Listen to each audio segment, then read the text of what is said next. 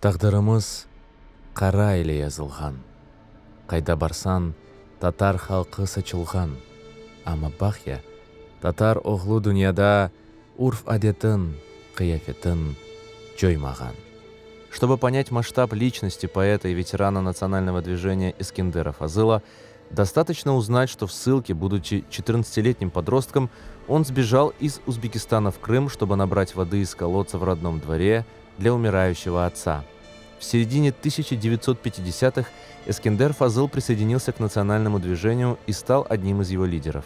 Организовывал поездки в Москву, проводил митинги, несмотря на обыски и преследования властей. В 1988 году Фазыл вернулся в Крым и продолжил борьбу уже на родине. Народная борьба не мешала творчеству поэта. Он автор сборников «Мелевше», «Карт Эмен», «Теменна», «Колларны опеим», «Седже».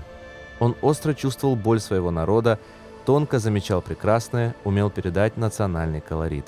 Эскендер Фазыл скончался в 2003 году, оставив бесценное поэтическое наследие.